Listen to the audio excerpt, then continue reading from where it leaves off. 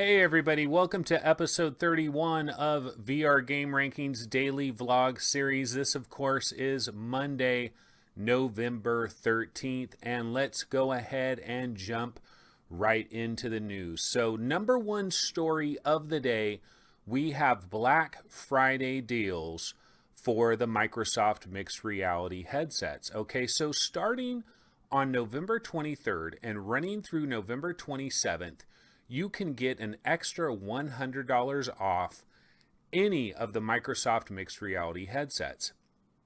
Now, this is not a bad deal considering that these headsets just came out. I believe October 17th is when these headsets originally launched. And then we had the Samsung Odyssey on November 7th. So these are brand spanking new headsets, and Microsoft is kind of juicing up the options a little bit by throwing in the ability to take $100 off any of these headsets. Now, you can get an Acer and Lenovo package that comes with the controllers for $399.99. So you take $100 off of that and it bumps it down to $299.99. So that is a pretty darn good deal for these Microsoft mixed reality headsets. Now, I was under the assumption that the Acer headset was also being sold individually for $299 and that you might be able to get that for $199, maybe just use an Xbox 360 controller for some of the games, and you could kind of have yourself a mixed reality headset. You wouldn't have, the legit controllers, but I was looking around online. I did not find the Acer all by itself for $299. So it might only be sold in the packages with the two controllers right now. And the same thing goes for the Lenovo. But you could get a package like that for $299 during Black Friday. Now this starts on November 23rd and it does run until November 27th. And I don't believe this is any kind of a doorbuster thing or there are limited supplies. This is going to be good for everybody. So we might be able to look at this almost as a negative, like maybe these mixed reality headsets have not sold very well at all. And Microsoft wants to try to juice up sales a little bit. Or is this just a timing situation and Microsoft wants to kind of hype it up a little bit with this $100 off Black Friday deal? Well, all the headsets seem to have some type of Black Friday deal. Of course, you have the Oculus Rift. You can get it for $350 from Best Buy. You have the deal with Office Max and Office Depot where you can get an HTC Vive headset and they're basically throwing in the deluxe audio strap for free. And now you have these deals on all the Microsoft mixed reality headsets. So it kind of makes sense to have deals out there for everything. What this deal does, the $299 package puts it at $50 less than the Black Friday deal for the Oculus Rift. So that could be part of the thought process there. Although the Best Buy deal for the Oculus Rift is going to be a limited supply type of deal. So this is kind of a little bit different, but it is good to see. If you were looking for a Microsoft mixed reality headset, definitely not a bad idea to get yourself an extra $100 off. Okay, so the next story I have is Jeremy Williams from Tested. So if you guys don't watch Tested does a show called Projections where they talk about VR and AR, and they'll talk about kind of the latest stuff that's going on in the VR and AR industries. They also have a podcast called This is Just a Test, or yeah, something like that. This is Just a Test. They have that podcast. And on that podcast, they have the VR Minute, basically. And Jeremy Williams was on the latest episode, and he was talking about Skyrim VR. Now, this goes back all the way to E3 of this year, actually. E3 of this year, Skyrim VR had those demos.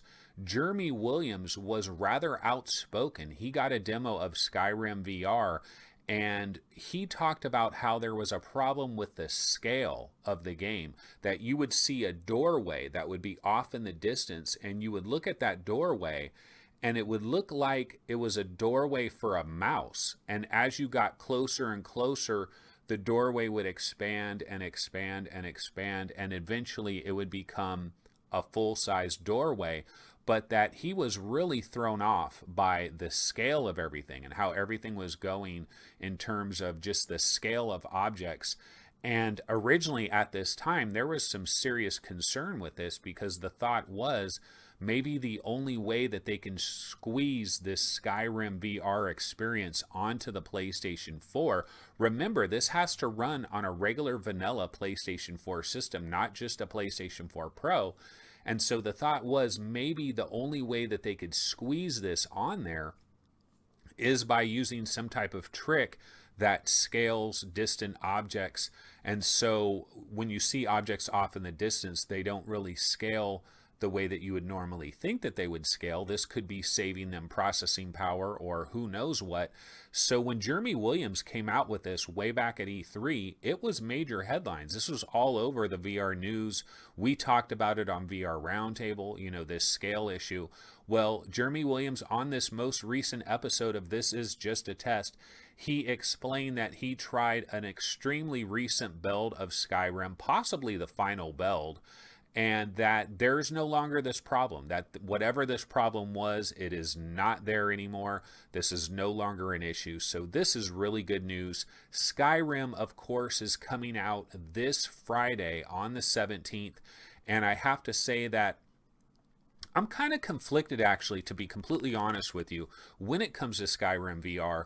But I'm conflicted more because of my personal situation and not as a VR gamer. If I was just your average everyday VR gamer, oh my God, I would be loving Skyrim VR. I'm scared of it from the standpoint that I'm definitely going to get my hands on Skyrim VR, and I'm going to try to get this game right away. In fact, I need to get my pre-order in on Amazon.com. They do have, Amazon does this deal where you can get a discount if you pre-order in advance. So you can get kind of a halfway decent discount if you go through Amazon and you pre-order it. And I'm going to go ahead and do that. And I hope to get Skyrim right away on Friday. And I want to dig into the game. I want to play the game. I'm excited. I love Vanishing Realms. I love Carnage Chronicles. I love The Mage's Tale. The idea of having a sword in one hand, a shield in the other, or having a sword in one hand and a torch, and exploring dungeons and just the wide open expanse of a forest and streams and animals running around, deer and stuff like that, and battling giants and dragons. All of that in VR sounds incredibly tempting. Now, I know the graphics are going to be scaled down a bit for all of it to work on the PS4 and the PS4 Pro, but I'm still incredibly excited for that Skyrim experience. But my problem is like Skyrim, you can get lost in Skyrim. You can get completely enraptured in Skyrim, and you might not want to leave. You might want to just play Skyrim for months and months and months, and you could potentially do that. It has that many hours of gameplay in it. So there's a part of me that is like, damn, do I even want to get hooked on this crack cocaine that is Skyrim VR? I have to try it out. I have to get the experience of it. I think what I'm kind of thinking of for me personally with Skyrim is I kind of want that honeymooners experience of getting Skyrim, trying it out for the first time, being completely blown away by it, but then maybe stepping away and saying, okay, that's enough for me. Because you get to a certain point in any VR game, a longer VR game, where that initial honeymoon period kind of wears off, and then it comes down to, okay, well, I've played about 10 hours of this. It was incredible. It was impactful. But now I have another 90 hours to go. And while it's all going to still be really cool, it's not going to have the same impact as that first 10 hours. And so that's kind of what I'm thinking about Skyrim VR, and especially because I have so many other games that I have to constantly play. I can't get completely addicted to one single game because there's just so many other games I got to jump into. I got to try Payday 2 and all this other stuff. So I can't get completely enraptured in Skyrim VR, but definitely looking forward to that on Friday. And it is really good news that that scaling issue is no longer a concern. Okay, so the third story I have for this Monday is This was a Reddit post by Redditor iPodder1985, and this is this is relating to Serious Sam 3 VR BFE. Now, this game came out last Thursday for $39.99. I actually think it's a little bit cheaper, like maybe $35.99 or something. You know, your typical launch release deal where you get a slight discount. But the normal price of this is going to be $39.99, like all the other Serious Sam VR games and like Talos Principle as well. Now, this guy is reporting that this game has only sold a little over 2,000 copies since its release. And here is what he has to say. He says, "Can we declare PC VR dead now? Most of the sales are made in the initial few days, so it will limp past 3,000 sales at best. That's significantly less than the Talos Principle VR, which sold 5,000. And 2,000 is actually more than the sales of any recent new VR titles." So I'm guessing he's looking at, is it the Steam Spy or whatever, the website where they kind of give you an idea on the sales, and they say that it's not incredibly accurate, especially anything under 35,000 sales, which obviously all of this is. But he's saying, you know, is PC VR dead? Serious Sam, this big, huge game, you know that Crow Team has spent a lot of money working on this. They only get 2,000 sales right away. What does this mean? Well, I don't know that we can jump to any conclusions, really. You have to remember that a lot of VR gamers are budgeting themselves at this point because there's so many other big games that have yet to drop. You still have Fallout 4 VR, you still have Doom VFR, you still have LA Noire, the VR case files sometime in December. You still have From Other Suns, which comes out tomorrow. You got Spark, which comes out on Thursday, and you have Payday 2, the open beta, on Thursday as well. So there's a lot of games that are still coming out, and some of us have to kind of budget our funds a little bit. So I don't know necessarily that the sky is falling when we see this, because also you have to remember as well, a lot of people bought Heart of the Emberstone, a lot of people bought the Talos Principle VR, and other games that came out a little bit a while ago, Oregon Corridor and stuff like that. And so not everybody can buy every single game that comes out the pipe. But yeah, 2,000 sales is pretty lame.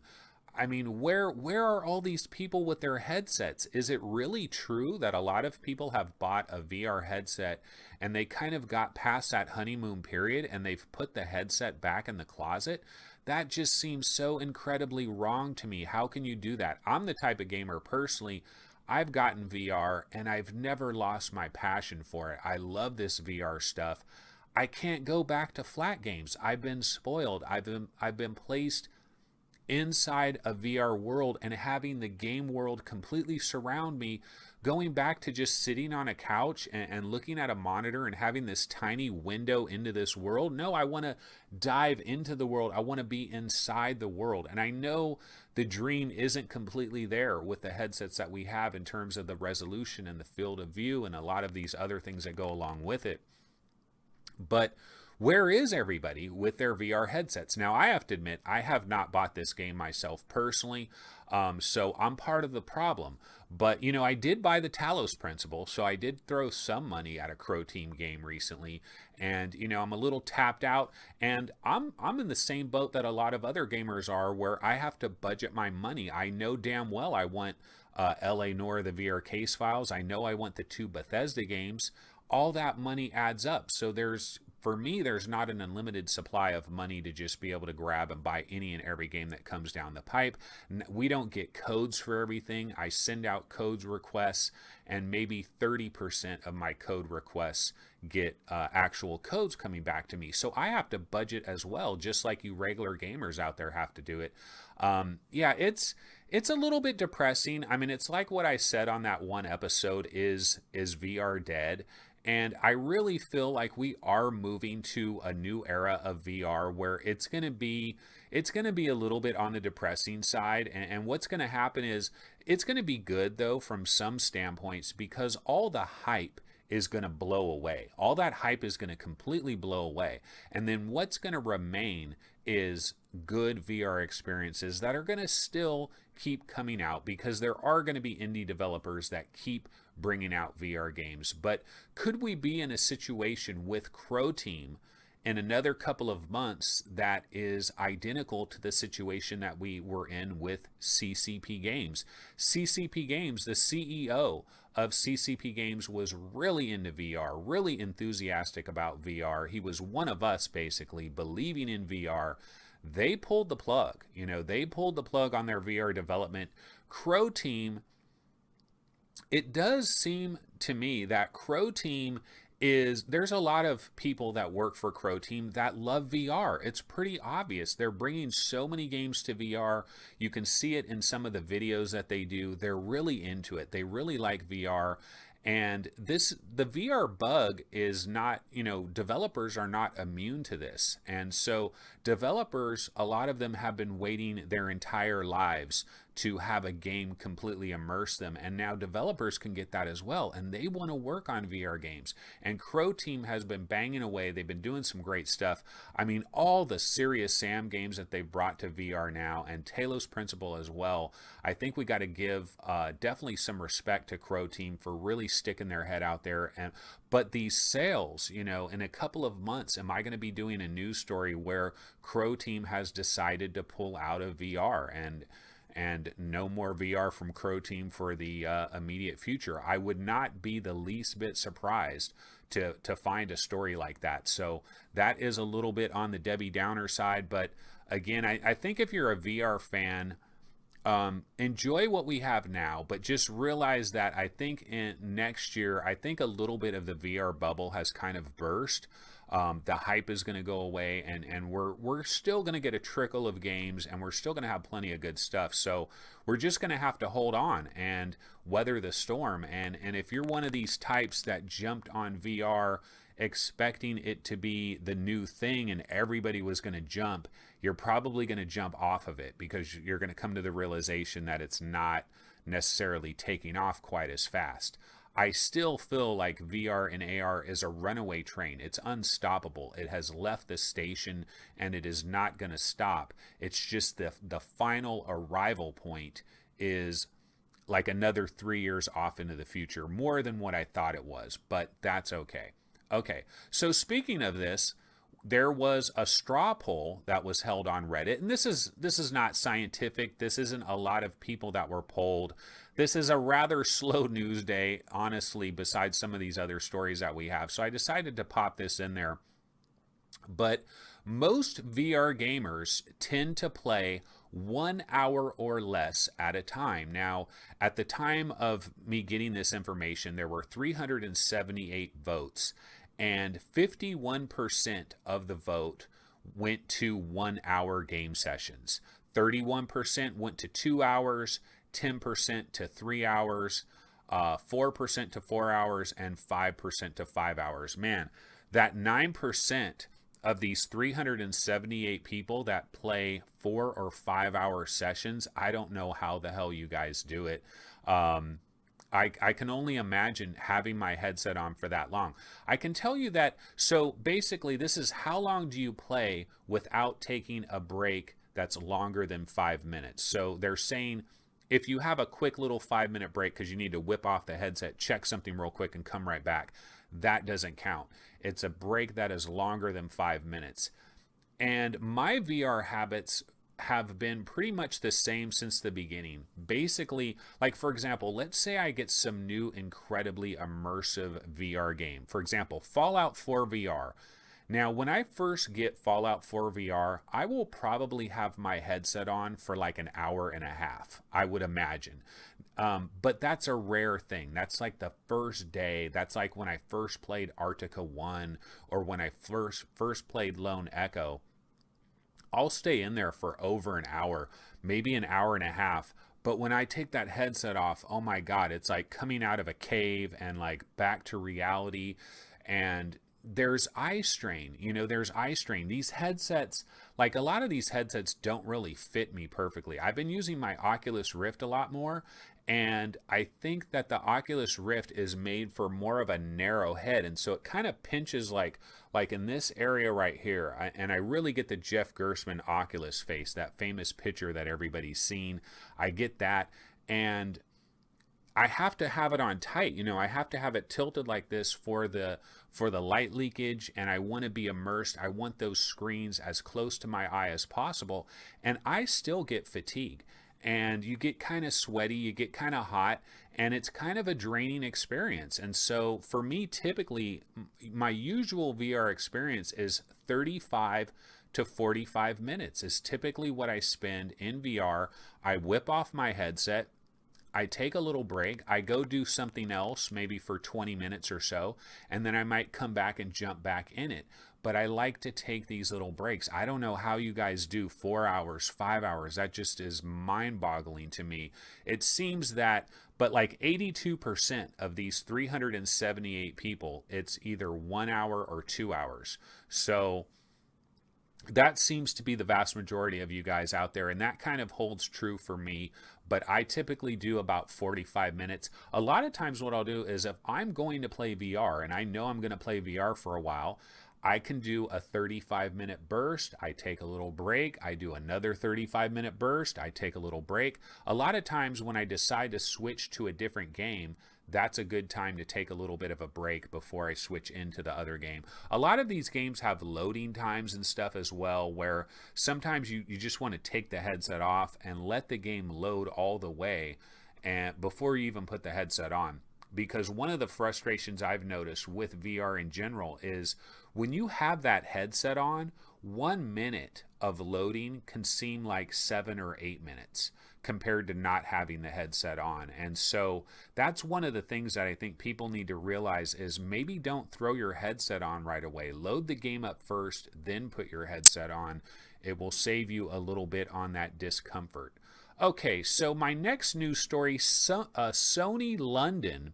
This is the studio, of course, that has made London Heights, and this is the studio that is working on Blood and Truth, which is coming out sometime in 2018. Looks to be possibly one of the best PlayStation VR games that we are going to get next year.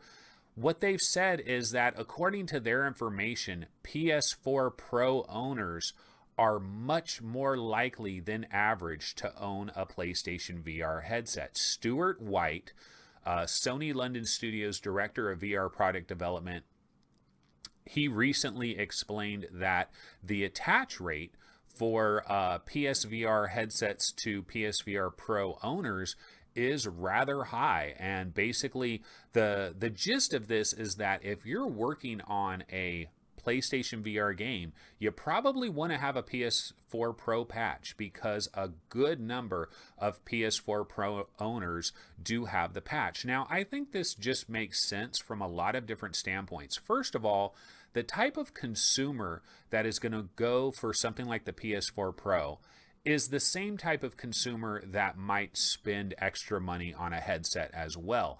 And then, of course, you buy a PS4 Pro, and I'm sure in the packaging, I don't remember. I mean, I bought one the day it came out, but I don't remember. But in the packaging, I'm sure there's some information in there that says, hey, you might want to get a PSVR headset as well, because your experience will be enhanced. So PS4 Pro owners know that they're going to get a slightly better experience with the PSVR headset, and they're buying the Pro for the 4K, they're buying the Pro for that HDR and all that stuff as well. And then they also think, oh yeah, the PSVR headset, that's going to run better. So they're going to be more likely to buy a PlayStation VR headset. And then when you think about PlayStation VR owners in general, how many PSVR owners have been tempted over the months and weeks to upgrade to a Pro? You hear about it on Reddit all the time. In the PSVR subreddit, there's always stories, people saying, should I make the upgrade? Is it worth it? Should I upgrade to Pro? And generally, most people tend to think that you can pretty much survive with the regular vanilla PS4, But if you do get a Pro, you do get that extra boost. And the extra boost, it's not a night and day extra boost, but it's enough of a boost to matter, because when you wrap yourself in a world and you're spreading that view completely around you, every little bit of resolution, every little bit of upsampling, all of that pays some degree of dividends. And PS4 Pro versions, it's not necessarily like it's a huge night and day difference between a regular version, but the difference is enough. And so a lot of PSVR headset owners, they eventually decide to upgrade to Pro, and a lot of Pro buyers eventually decide to buy a PSVR headset. So the fact that the attach rate is high, not surprising at all. And really the good news with this story is hopefully more and more developers will take special time, maybe dedicate a smaller part of their development staff, 10 guys or whatever, and say, hey, I want you guys to just work on the Pro version, make this as good as possible for Pro. I'm sure some of that happens, and hopefully more of that will happen now that this story has come to light.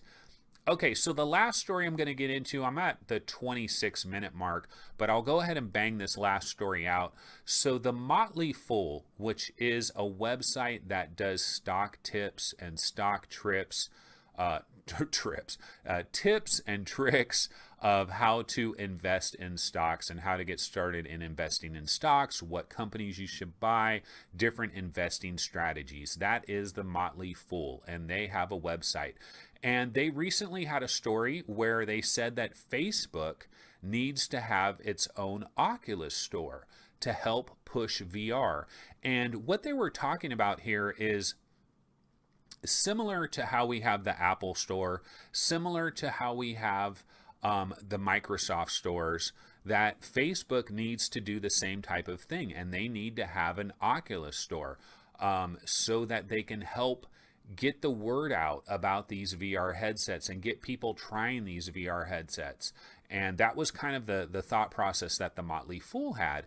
And I understand the idea, but I don't think they really understand the proposition here in terms of just to have a retail space at a mall is incredibly expensive. The cost of having like an Apple store or a Microsoft store in a mall, I'm guessing that Microsoft overall, they're probably taking a bath on their Microsoft stores. I'm guessing that those stores lose money more often than they make money, but I think Microsoft looks at it as a necessary evil to spread their brand and to stay relevant and to have these Microsoft stores and to show off their Surface laptops and all of the different things that they have.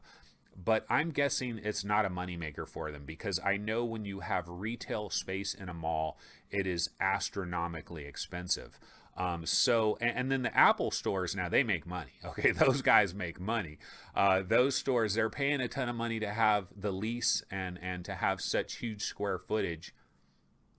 But every time you walk by an Apple store, it's completely packed. There's tons of employees in there, but they're all helping customers, and there's always customers waiting for an employee to get free for them to help them. So those stores are doing well. Apple is doing very well. I don't think that is a loss leader. But Facebook, if they were to have like a special Oculus store, you know what? I mean, Motley Fool, aren't you reading the news in terms of like CCP and the 2,000 copies of Serious Sam being sold? I guess Motley Fool isn't reading this because the sky is falling. But the truth is that there's just not that much of a market to have a dedicated Oculus store. I don't think that makes logical sense. However, what I will say, and this is something that I think that they could do, and it would be a little bit cheaper, is you know how you typically go to your mall and you have all the mall stores, of course, that are the actual retail locations, the physical stores, but the mall, as you're walking through the mall, usually in the middle, they have all these kiosks. And they have all kinds of different kiosks where they can make you a phone case that is got your name on it, or they can put your picture on it, or there's all these goofy little kiosks like buy this little thing, buy this other little knickknack. You have the kiosks that are in the middle there.